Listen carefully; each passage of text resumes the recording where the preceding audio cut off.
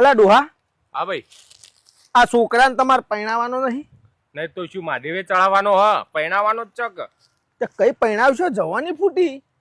આ તો ફૂટી હ, તમને દેખાય હ તો હોગો કે ચોક હારું હોગો. અલ્યા એમ હોજે વહુઓ ના મળે અત્યારે સોડીઓની કેટલી ખેત છે.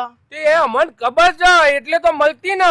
અને એક તો પાછું હોવાનું મોઢું ચોક ચોથી મળે. હું એ કઈક કોશિશો કરું ના મળતી. પણ આવા મુઢા વાળે જાતે હોધી લીધી એ સોડી. હું વાત કરે તો હલ્યા ઓવા ચી અલ્યા તમે ઘેર વાત કરી હતી એ 2 દાડા પહેલા. 2 દાડા પહેલા કરી દી હા એ જ છોડી. પિંકી. હા પિંકી. હા ના ઈ તો નહીં થાય.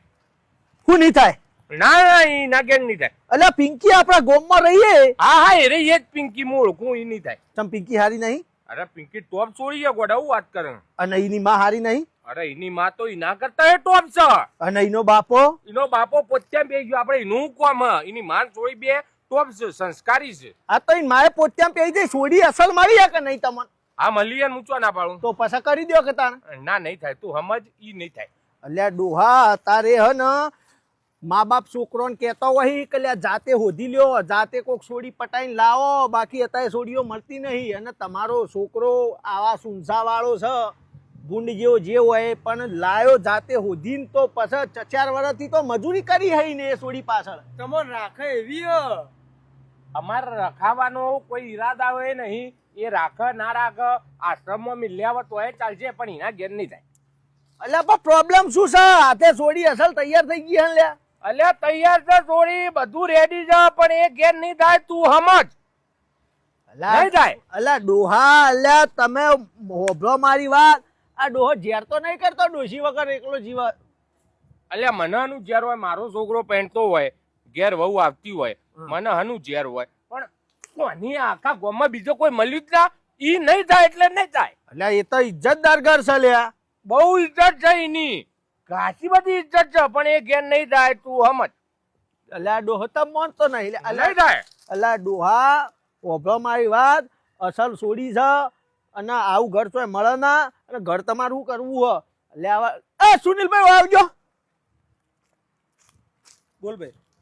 ઓય આવો.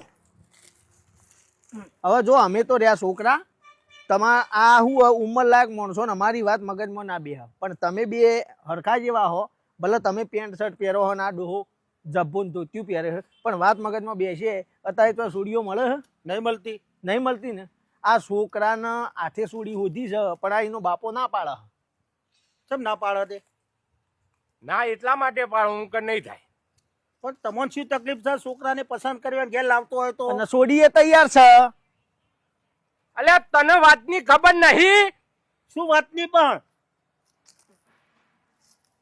આજથી 25 વર્ષ પહેલા આપણા ગોમની પેલી પોટલી હે ને, પોટલી કઈને બોલાવતો હતો. હા હા ને એના અંગાત મારું લફરું ચાલતું હતું, તને ખબર હે ને? ઓ આ વૈકણ જ પંચ ભરવાનો હતો, પંચાયત અને વૈકણ આ મારા પુતર ઉપર નીકળ હું ઉભો તો.